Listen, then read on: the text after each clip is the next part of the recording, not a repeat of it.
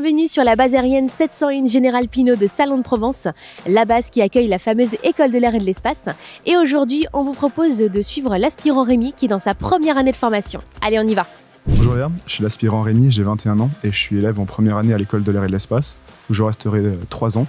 Et ensuite, je passerai une 4e année sur la base au centre de formation aéronautique militaire initiale pour commencer et débuter ma formation de pilote. Donc moi je suis un enfant de la région, j'ai grandi à Miramas puis à La Manon, qui sont des petits villages ou villes à côté de Salon de Provence, où j'ai effectué mes années de lycée, au lycée Adon de Craponne. Et ensuite j'ai rejoint l'école des pupilles de l'air et de l'espace, qui est le lycée de la défense de l'armée de l'air et de l'espace, où j'ai effectué du coup mes années de prépa avant de rejoindre l'école de l'air et de l'espace cette année. T'as toujours voulu rejoindre l'armée de l'air et de l'espace, c'est ça? Oui, c'est ça, ouais. J'ai eu l'occasion de faire plusieurs meetings et d'avoir plusieurs expériences avec l'armée de l'air et de l'espace, et du coup ça m'a toujours plu, et du coup c'était vraiment un rêve de venir ici. Et t'as tout fait pour y arriver? Oui, tout à fait, ouais. J'ai dû notamment redoubler ma 2e année de prépa, donc c'était pas forcément facile, mais quand on s'en donne les moyens, on peut y arriver.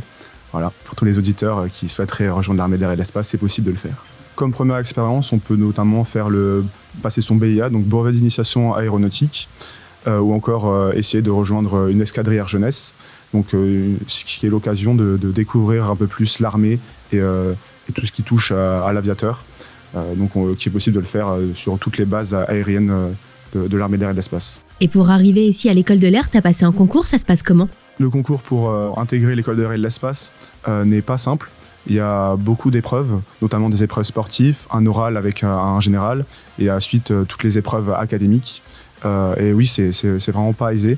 Il m'a fallu 2 ans pour y arriver. Je suis très heureux d'avoir intégré cette école, c'est le rêve qui se réalise. Mais maintenant, il faut voir plus loin, car l'école n'est qu'une étape. Et donc, il faut prendre toutes les clés que l'école met à notre disposition pour réussir notre métier futur. Donc Rémi, on est au MES, c'est grosso modo la cantine pour les élèves, là c'est spécifiquement pour vous du coup. Est-ce que tous les repas sont pris ici? En fait, on a le choix entre soit on peut manger en chambre ou manger au MES du coup. Mais voilà, pour une question de praticité, c'est quand même plus simple de venir manger ici les repas du midi et les repas du soir. Et c'est quoi une journée type à l'école de l'air du coup? Typiquement, on va se lever à 7 h. On va s'habiller, on va manger, on va se préparer pour être à temps au premier cours qui commence à 8 h. Ensuite, on est libéré à 12h15, donc après on va manger. Et on a souvent un rapport à 13 h entre midi et 2. Les cours reprennent ensuite à 13h30. Et à 17h45, on est libéré. Et après, il y a d'autres activités le soir, que ce soit donc club éloquence, club de danse, club choral. On est dans l'internat, l'espace de chambre, de nuit. Donc c'est parti, tu vas nous faire visiter. On va voir si c'est tout bien rangé, carré comme les militaires, quoi. Oui, c'est ça. Oh là là, studieux avec un cahier ouvert et tout. Ah bah oui, j'étais en train de travailler mes maths. Avec. Bon, du coup, t'as customisé un petit peu et tout, c'est ça? Là, j'ai un peu décoré. Un petit peu des posters. Donc un grand bureau, tu as aussi ta salle de bain. Voilà, j'ai aussi la salle de bain ici, qui est aussi spécialement pour moi. Et ben en tout cas, c'est nickel, bravo. Ben, merci. Bon, alors la chambre tchèque, et du coup, tu nous expliques un petit peu que pour les temps libres, vous avez une salle de cohésion qui est en travaux, si je me trompe pas, puisque vous êtes en train de refaire les couleurs, c'est ça? C'est ça, tout à fait. On est en train de repeindre du coup la salle aux couleurs du blason de notre brigade, donc à savoir le noir, le rouge et l'orange. Donc comme vous pouvez le voir, là, pour l'instant on a juste fait les premières couches, ça arrive petit à petit. Ça prend forme, avec un sapin de Noël, voilà. On n'oublie pas.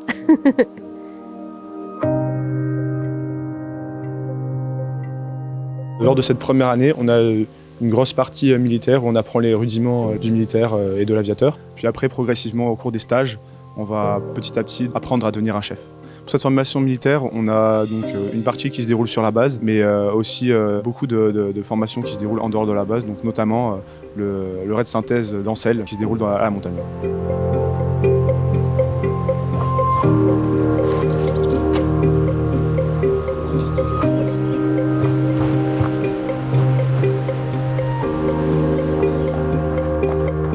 Pour cette formation militaire, j'en garde un très bon souvenir, donc notamment les premiers sauts en parachute que j'ai pu effectuer il y a quelques semaines.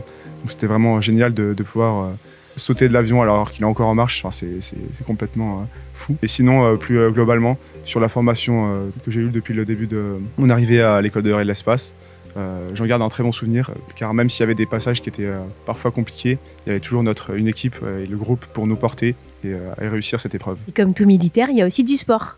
Voilà, et comme tous les militaires, il y a aussi beaucoup de sport. On a 3 séances données chaque semaine de sport, des créneaux de 2 heures.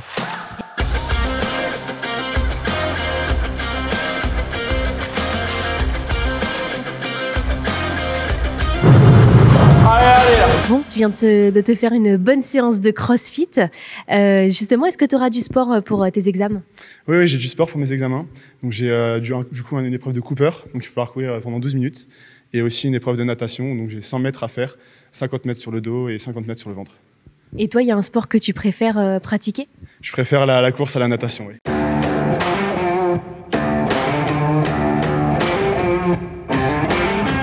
Et on n'a pas encore parlé beaucoup de vols. C'est pas cette année que vous allez faire votre premier vol justement? Si, tout à fait, nous allons faire nos premiers vols cette année, avec les planeurs du centre de formation aéronautique militaire initiale, notamment lors de stages qui seront répartis tout au long de l'année. Et on aura aussi la chance de pouvoir voler en escadron opérationnel lors d'autres stages.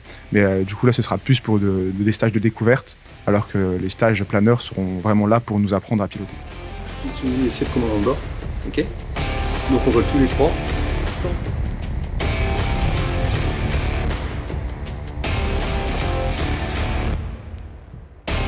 C'est bon? C'est réglé. Là, c'est parti.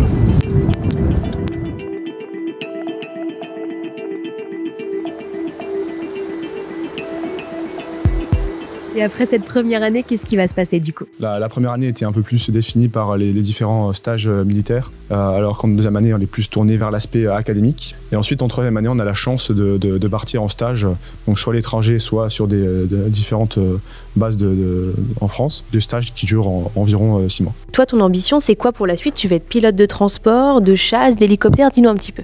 Je sais que des 3 spécialités m'intéressent et j'attends de faire des stages en unité pour voir lequel me correspond le mieux. On repère tous les autres méridiens à partir de ce méridien de référence. Donc du coup avec les méridiens qui sont situés à l'est. Là tu viens de faire un tutoriel pour faire passer le brevet d'initiation aéronautique aux collégiens, c'est ça? Oui, c'est ça, en fait c'est un test pour nous préparer à donner des cours à des lycéens de la région, dans les lycées ou des collèges. Et donc en fait on va donner des cours pour qu'ils puissent passer leur brevet d'initiation aéronautique à la fin de l'année. Et ça s'est bien passé? Ça s'est bien passé, oui. Toi t'avais eu quelqu'un comme ça de l'école de l'air qui était venu te donner des cours? Oui, tout à fait, ouais. J'avais eu certains cours qui étaient donnés par des élèves de l'école de l'air et de l'espace et du coup je vais reproduire la même chose dans le même lycée. C'est top. C'est super, j'adore.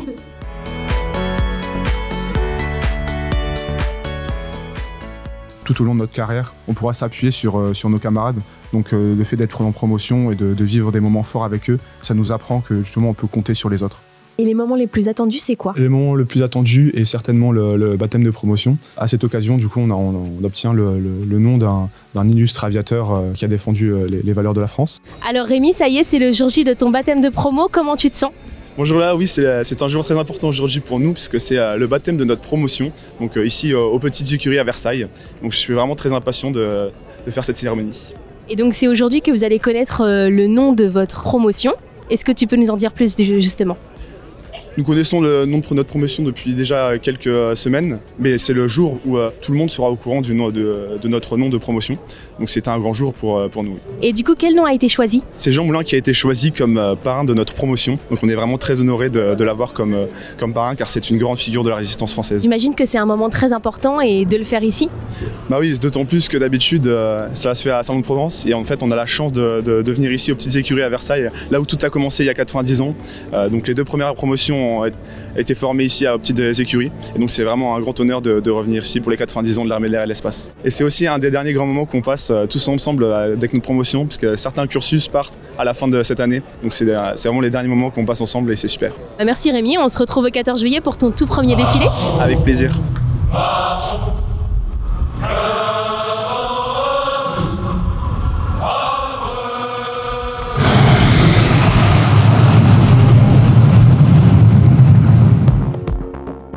Aussi la cérémonie de remise des poignards, qui est donc l'arme d'apparat de l'officier, ou encore la présentation au drapeau, durant laquelle nous sommes pour la première fois présentés devant le drapeau de France, et qui est aussi un grand moment qui marque notre parcours à l'école de l'air et de l'espace. Merci Rémi.